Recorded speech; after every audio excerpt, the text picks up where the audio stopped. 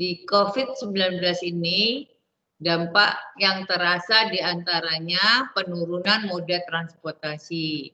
Karena mereka tidak boleh berkumpul banyak, tidak boleh pergi berkumpul, bekerja juga work from home, kuliah juga pakai online dari SD, SMP, SMA, mahasiswa S1, S2, S3 semua online gitu ya. Yang bekerja di Pemda, di seluruh instansi semua online. Sehingga terjadi penurunan moda transportasi, baik itu jumlahnya kendaraan, tempat duduk yang di bis itu harus ada jarak kosong di kursi, diisi, kemudian kosong, diisi, kosong, seperti itu. Kemudian di mana sebetulnya sarana dan prasarana transportasi ini tuh sangat dibutuhkan untuk mobilisasi, tapi kita karena menjaga jarak ya kondisinya harus dijaga syarat 3 tadi. Nah, pada waktu kondisi normal, kegiatan menurut pola yang umum di masyarakat nih kita naik karena harus pergi ke kantor, harus pergi ke sekolah dan ke pasar dan sebagainya. Orang hampir semua orang ada di jalan ya, jalannya penuh dan berdempet-dempet. Kemudian pada saat pandemi kemarin ada himbauan bahkan dipaksa untuk kita stay di rumah. Kita tinggal di rumah, work from home, kerja di rumah, kuliah dari rumah. Semua online ya, sehingga angkutan umum massalnya itu turun drastis jumlah kendaraan yang dipakai dan jumlah penumpang yang ada di dalam angkutan umum. Nah, sekarang mulai kita disuruh new normal, kembali lagi ke normal yang baru, tetapi masih menggunakan protokol kesehatan, itu masih memakai 3 syarat yang tadi kita bahas 3 tadi. Ini ya syaratnya ya, social distancing, physical distancing, PSBB, pembatasan sosial berskala besar, kerumunan yang banyak. Oke, selanjutnya untuk social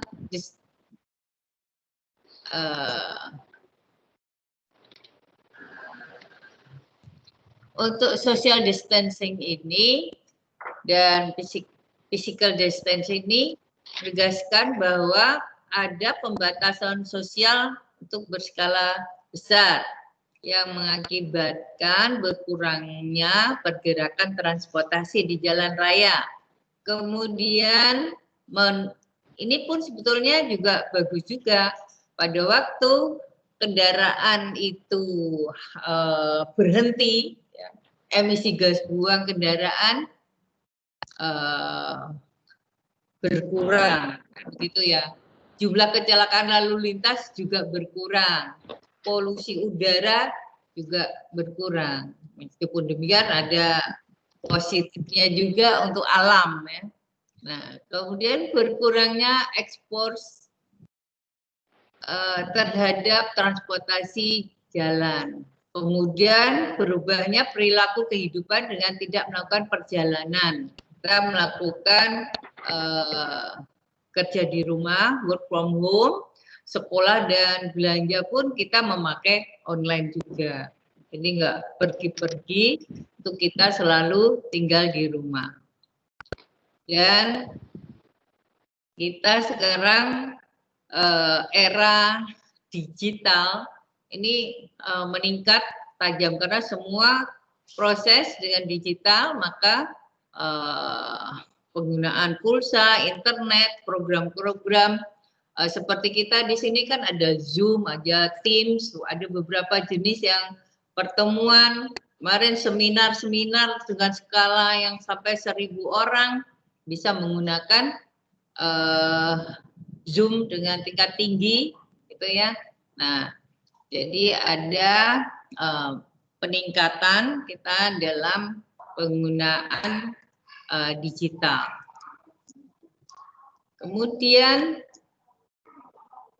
tadi ya ini ya. Jadi untuk new normal yang sekarang ini kegiatan kembali normal tetapi harus melalui protokol kesehatan. Berarti kehidupan untuk kembali kita bekerja, kembali kita menggunakan jalan raya, di bidang transportasi, kebetulan kita di bidang transportasi ya, ini bisa dilakukan kembali dengan menggunakan protokol kesehatan dengan 3 poin tadi. Dalam era new normal ini, perubahan perilaku untuk tetap menjalankan aktivitas normal, namun dengan ditambah menerapkan protokol kesehatan. Nah, kalau kita nggak beraktivitas kan juga gimana ya?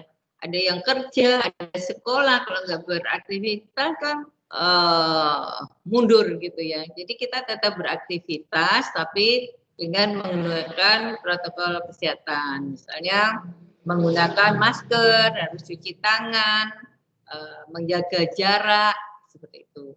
Kemudian diperlukan kebijakan lanjut untuk tujuan-tujuan nilai-nilai kemanusiaan, humanitarian, dan ketahanan ekonomi yang lebih baik.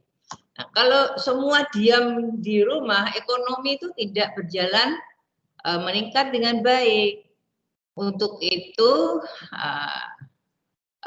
pandeminya sih, virus-virusnya kita antisipasi bagaimana caranya supaya tidak menular, tetapi ekonomi harus bergerak gitu ya. Ekonomi harus bergerak supaya negara ekonominya juga berjalan. Bisa maksudnya juga masyarakat mempunyai kehidupan yang gajinya mungkin nggak terasa, memang dia sudah digaji bulanan. Tapi kalau gajinya harian, terus tidak ada kegiatan work from home, itu sedikit sekali yang bisa bekerja di rumah, tapi dengan gaji gitu ya, dari yang bukan bulanan yang tetap. Misalnya yang biasanya membangun pekerjaan dan di tempat kita sipil ya, konstruksi itu lebih banyak yang berhenti gitu ya, tidak bisa bekerja. Terus di jalan pasar misalnya, pasar tradisional itu banyak yang tutup ya, tapi kalau di mall malah buka gitu ya. Malah kalau di minimarket yang punya sebagian orang malah buka, yang punyanya masyarakat kecil malah tutup. Nah, ini kan juga kasihan masyarakatnya juga kondisi yang seperti ini. Sehingga ini juga ada perubahan budaya, misalnya selalu menerapkan pola hidup bersih. Sebenarnya pola hidup bersih ini sangat bagus ya, memakai masker. Tapi kalau memakai masker terus juga kita nggak bisa menghirup udara dengan nyaman ya. Nah, pakai masker kalau ini ada ketemu banyak orang gitu ya. Kalau keluar rumah, kemudian kita selalu mencuci tangan dan seterusnya. Sebenarnya ini kalau ini tambahan dari saya pribadi ya, saya sendiri. Kalau orang sudah biasa sholat itu kan mesti cuci tangan, pasti mandi, ya mandi dengan air yang suci dan mensucikan, ya kan. Kemudian wudhu dengan air suci dan mensucikan. Terus kalau yang sholat misalnya bajunya harus suci, bersih, tempatnya juga udah, nah insya Allah itu juga terhindar dari virus-virus dalam hal ini virus corona dan virus-virus lainnya, insya Allah seperti itu. Nah, syaratnya new normal itu mengurangi resiko wabah dengan pengaturan ketat terhadap tempat yang memiliki kerentanan tinggi, terutama di rumah.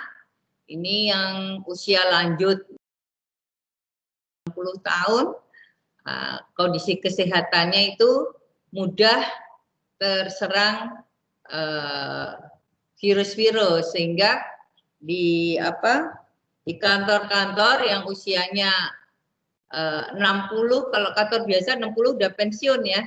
Kalau di kampus ini 60 masih boleh bekerja, tetapi dia bekerjanya ya kalau yang di USM bekerjanya sehari masuk sehari tidak. Nggak tahu yang di Undip, mungkin yang sepuh-sepuh juga tidak harus setiap hari bekerja gitu.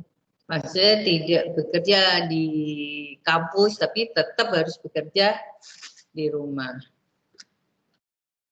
Oh iya, sebentar, saya ini tadi lupa ngomong bekerja, ini belum nutup presensi. Bentar, lupa. Walah, ya ampun. Bentar, Mas. Saya tadi lupa nutup presensi saya di USM. Maaf, saya ketinggalan presensi, Prof. Soalnya mau buka-buka nggak ada jaringan, Prof. Oh iya, sebentar ya. Sebentar, Ya, Mbak. Prof. Iya, makasih, Prof. Ya, sebentar.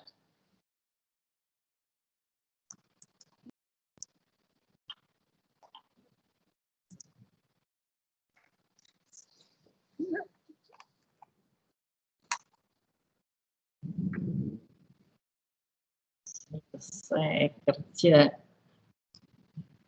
Ini kalau ngajar lupa nutup presensi. Ini sudah, Mbak. Ini Mbak Sutra Ayu ya? Prof. Ya. Ya, benar, Prof. Maaf, Prof. Terima kasih, Prof. Iya.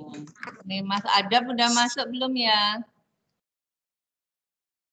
Mas Adam belum masuk. Oke, saya lanjutkan lagi ya. Kembali lagi. Untuk usia lanjut, ini mungkin lebih hati-hati karena rentan ya. Sudah termasuk usia rentan. Kemudian pencegahan di tempat kerja yang ditetapkan seperti jarak dengan berkerumun. Kemudian di tempat kerja ada fasilitas mencuci tangan, ada sabunnya, ada airnya yang disediakan. Dan tentunya masyarakat ikut berperan dan terlibat dalam transisi ini. Transisi dari kemarin pandemi, sekarang kita new normal. Kemudian tantangan new normal yang pertama berdamai dengan COVID nih katanya gitu ya, dalam kondisi dan waktu yang tepat. Maksudnya dalam kondisi COVID kita tetap bekerja dan menjaga jarak, memakai protokoler kesehatan. Dua, mengantisipasi dengan adanya second wave, bukan wave itu bukan wave ya, wave. Seperti yang telah dialami oleh negara yang berhasil mengatasi COVID. Nah, aturan baru menggunakan transportasi yang pertama, ini kalau angkutan umum seperti bis, kereta itu menggunakan pembatasan jumlah penumpang kurang dari 50% dari jumlah yang semestinya. Pemberlakuan protokol yang mencegah penyebaran virus, ini pakai masker gitu ya. Selain itu harus jaga jarak, jangan, karena COVID itu dari batuknya itu ya, dari batuknya ada lendir batuknya itu yang menular. Kemudian untuk tips aman menggunakan transportasi umum di era new normal, pastikan kondisinya sehat. Kedua, selalu gunakan masker kalau berada di banyak orang. Kalau di rumah nggak ada apa-apa ya dilepas maskernya. Karena kalau pakai masker terus tanpa ada sebab, itu oksigennya berkurang, kecuali kondisi sedang batuk atau punya reaksi dari itu meskipun belum positif, itu juga harus pakai masker. Jangan lupa ada hand sanitizer. Tapi kalau saya lebih menyarankan ya cuci tangan pakai sabun aja. Karena ada hand sanitizer yang ada alkoholnya itu juga bahaya gitu ya. Jadi kejadian yang ada ini kalau kena api malah bisa terbakar. Jadi pilih yang aman ya. Kemudian tidak berkerumun, jaga jarak aman, kemudian batasi berbicara dengan orang lain dalam face to face. Nah, ini cuci tangan dengan sabun, jangan lupa. Oke.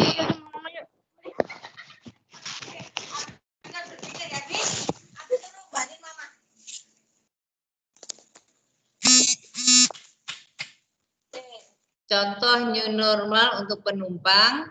Yang pertama, mengenakan masker, menyiapkan alat kesehatan yang dibutuhkan, kemudian mematuhi, menjaga-jaga fisik, ya, jaga jarak, kemudian mematuhi prosedur yang diarahkan oleh petugas.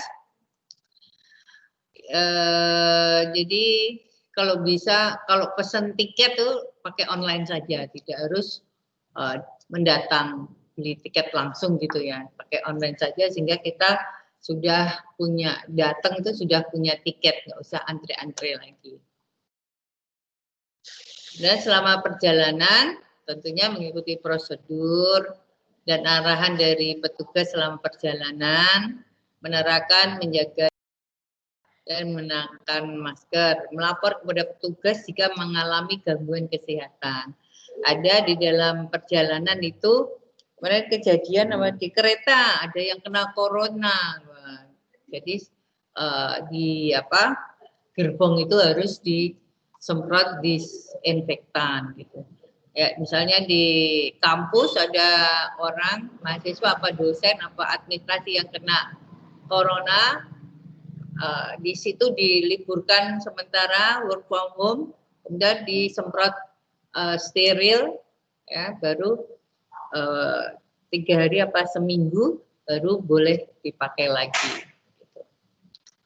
Kemudian setelah sampai tujuan, ini mengikuti prosedur dan arahan petugas saat tiba di daerah tujuan, melakukan pemeriksaan suhu sesuai dengan protokol kesehatan, juga tetap physical distancing, jaga jarak, dan menggunakan masker. Ini kalau kereta jadi tidak jejer langsung ya, baik kereta maupun pesawat. Jadi penggunaan penumpang hanya 50%.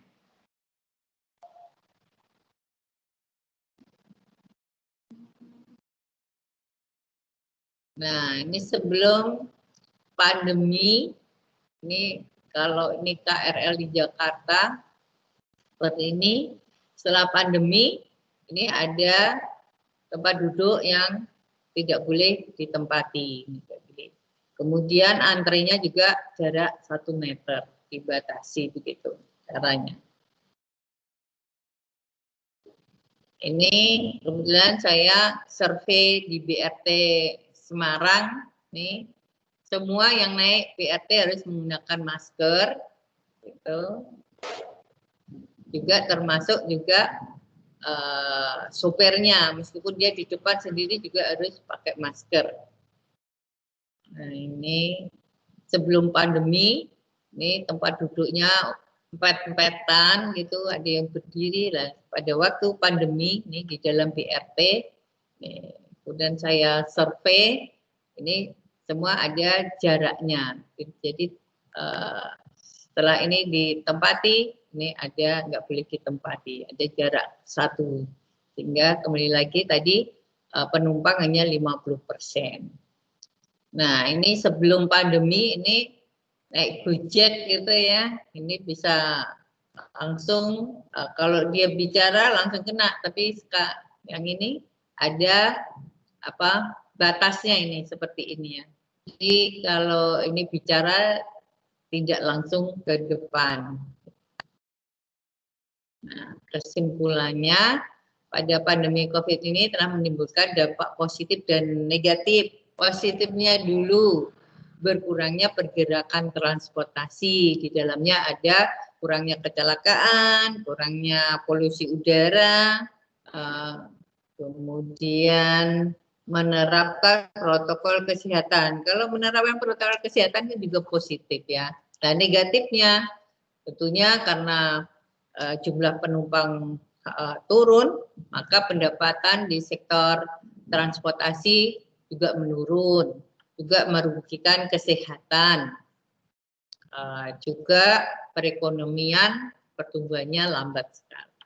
Nah, demikian dari saya. Ada pertanyaan, monggo.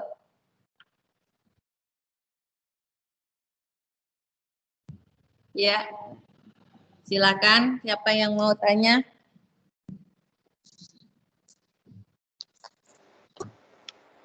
Saya Prof, sama Vicky Prof.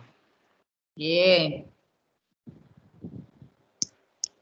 Mengenai pengurangan itu Prof, pembatasan penggunaan waktu kemarin kan PSBB di Jakarta kan ojek online nggak boleh mengangkut penumpang. Itu apakah berpengaruh dengan kepadatan kendaraan di sana juga Prof? Kan efeknya kan juga bagus, tapi untuk perdagangan Gojek itu sendiri terutama itu sangat mempengaruhi, sangat berkurang Prof. Nah, apa ada solusi yang lain Prof selain mengurangi tidak memperbolehkan GoRide atau mengangkut penumpang itu Prof selama PSBB? Ya, Terima kasih Prof. Tadi ini saya share lagi ya. Ini keluar share saya. Keluar nggak Mas? Nggak. Keluar Prof. Belum Prof. Keluar. Keluar Prof. Keluar ya. Nah ini tadi kan, bisa dilihat. Sudah Prof. Ya, oke. Ini kalau dulu kan langsung nih nggak ada penyekat gitu ya. Terus ada pandemi kan nggak boleh seperti ini. Nah sekarang new normal, jadi boleh, tetapi harus pakai ini loh. Ini ada kaca penyekat antara tukang ojeknya dengan penumpangnya. Ada jaraknya, juga ada penyekatnya. Ini mengurangi tertularnya COVID-19. Begitu, Mas Lutfi. Siapa tadi? Benar ya? Mas Vicky. Mas Vicky. Iya Prof, gitu. tapi kan COVID bisa lewat airborne Prof, tidak hanya lewat. Oh iya, ya makanya kan harus pakai masker. Nah memang harusnya kan work from home. Tetapi kalau work from home terus ekonomi nggak berjalan. Oleh karena itu pemerintah mengambil kebijakan untuk melakukan new normal begitu. Kalau semua work from home ekonominya kan berhenti. Kalau ekonomi berhenti, nggak ada yang naik Gojek, misalnya, ya Gojek jalan lah. Ini tukang Gojeknya itu sampai pada puasa, pada nangis-nangis ini kalau saya lihat di WA itu ya. Nah, seperti itu, nggak makan keluarganya sampai seperti itu. Ya, oke, Agi, 3 aja ya pertanyaannya ya. 2 lagi. Mau tanya Prof. Ya, yuk. Siapa ini? Edo, Prof. Ya, oke, Mas Edo. Untuk solusi menggunakan BRT atau feeder, Prof, ketika jalur tersebut itu tidak ramai, apa pemerintah itu nggak rugi ya, Prof? Kan ini kondisi pandemi, atau solusinya bagaimana, Prof? pemerintahnya rugi, makanya oleh karena itu mau dibuat new normal itu ya. Pemerintahnya rugi. Orang BRT itu full nggak pakai pandemi saja, itu sudah rugi. Nah, ada pandemi lebih rugi lagi. Tapi kalau tidak bergerak lebih parah lagi. Nah, yang seperti ini tidak hanya di Indonesia saja, itu di seluruh dunia. Gitu. Kalau nggak ada kegiatan kan ekonominya macet, gitu kan? Iya, Bro. Ya, oke. Satu lagi ya. Satu lagi. Apa? Kuliah terakhir sebentar aja, yang penting nanti ujiannya ya. Ya, satu lagi, ayo, undang wis sabar.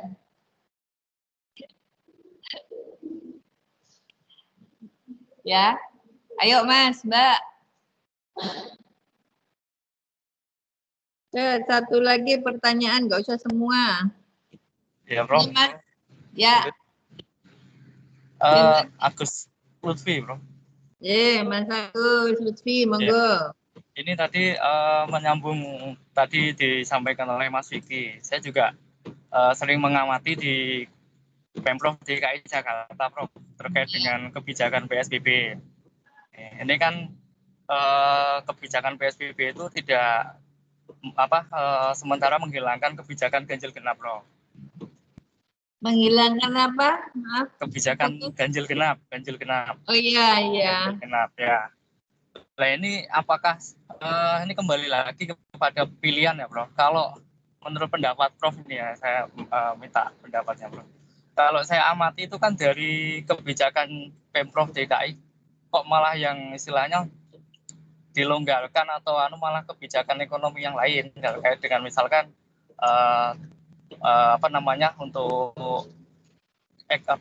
untuk transportasi massal itu malah dibatasi gitu loh. Kalau yang ganjil genap kan otomatis tidak bisa masuk, kita keluar kota ke sana gitu loh.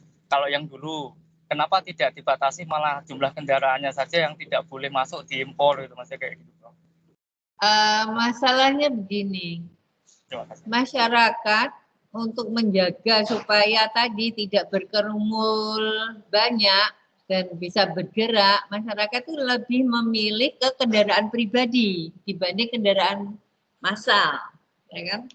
Dengan demikian yang menggunakan kendaraan pribadi itu lebih terdorong. Kemarin gini,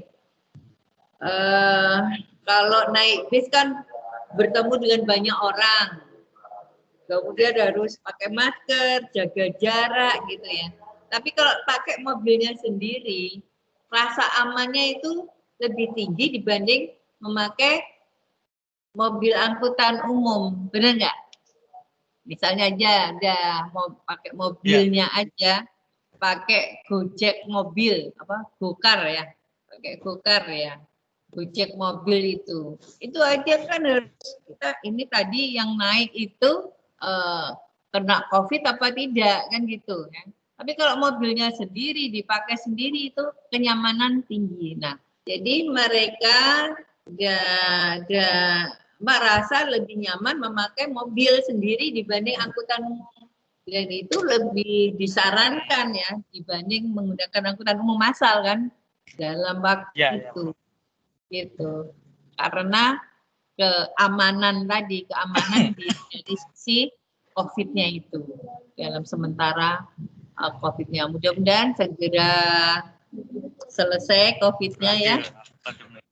Ya. Ini karena saya ada kegiatan lagi dan ini kuliah terakhir, saya cuman mengingatkan saja. Nanti pada waktu hari hanya ujian, kita ujian online, saya beri soalnya, terus Anda kerjakan, Anda ketik, langsung kirim ke email ke saya. Gitu ya, nanti saya kasih alamat email. Di waktu jam itu juga, jadi tidak boleh melebihi waktu jawabnya. Jadi saya kasih soal, terus Anda membuat membuat jawabannya di email ke saya. Juga kemarin tugas ya yang sudah saya koreksi ya. Kan ada koreksinya dari saya kan. Nah, itu dikoreksi, dikirim lagi. Nah, tugas itu untuk membantu Anda, mungkin jawabannya kurang bagus lah ya. Nah, tugasnya tolong dibuat yang bagus supaya membantu nilai Anda gitu. Nilai ujiannya jelek ya dibantu oleh tugas yang bagus gitu. Gitu ya. Untuk ujian ada pertanyaan? Materi ujian dari buku biru itu kemarin sama ini dan mungkin ada pengetahuan lagi yang lain. Nanti kalau ya jawabnya pertanyaan jawabnya itu nanti pasti Anda hasilnya analisis ya. Hasilnya analisis bukan contoh pertanyaannya begini, bukan sebutkan ini gitu, tidak begitu, tapi bentuknya analisis gitu ya. Paham enggak? Ya, tadi ini menurut Anda bagaimana dengan pandangan ini misalnya gitu. COVID yang bagusnya gimana gitu. Jadi bentuknya analisis, tidak sebutkan pola jaringan jalan. Nah, tidak begitu, tapi analisisnya pola jaringan jalan misalnya seperti itu. Oke, ada pertanyaan sebelum saya tutup? Prof, untuk mohon izin Prof, untuk waktunya itu nanti dikabarkan sebelumnya atau gimana Prof? Untuk jadwalnya itu kan ini karena pakai Teams ya, pakai tim ini nggak bisa sembarang hari sudah ada jadwal di sini ujiannya gitu loh. Asalnya begitu. Sama seperti minggu lalu saya sudah siap di sini untuk mengajar, tetapi di Teams-nya itu kosong karena secara umum Undip itu sedang melaksanakan UTS, sedangkan MTS Magister Teknik Sipil nggak ada UTS sehingga di jadwal itu kosong begitu. Itu dari sananya. Nanti coba tanya Mas Andi ya, Mas Vicky, Mas Lutfi ya ketuanya ya.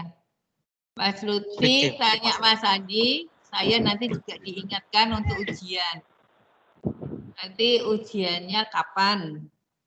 Jadi Anda nanti menjawab ujian, terus menyerahkan juga tugasnya PPT dan paper yang sudah diperbaiki. Gitu? baik Prof. Cukup ya. Ini tetap saya bagi Mas Adami kok ora ketok iki.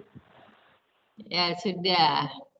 Baik, mudah-mudahan apa yang kita pelajari selama ini dapat bermanfaat untuk kita semua. Kalau ada saya kurang, salah, juga minta maaf ya. Ya ada gading yang tak retak. Semoga bermanfaat untuk kita semua. Ayo dibuka dulu itunya. Sebelum kita tutup, tak foto nih. Ya, tak screenshot. Dibuka dulu. Semua Mbak Ayu, Mas Vicky. Buka dulu. Mbak Vita belum dibuka. Mbak Vita, ya. Oke. Iku Mas Vicky belum ketok Mas Vicky. Mas Vicky.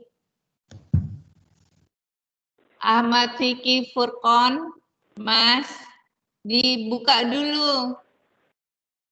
Mau tak foto laporan Mbak Sutra Raketo cuman itu ujung kepalanya. Lho ki Mas Vicky ndiki mlayu ndi? Mas Vicky. Ayo. Lari kemana? Udah lari Mas Lutfi. Mana Mas Lutfi? Mas Lutfi. Ye. Lah, Mas Vicky, gere Mas Vicky ki. Ya sudah seadanya. Foto. Saya screenshot ya. Oh ya, itu 1, 2, 3. Bentar. Oke. Bentar, saya simpan dulu.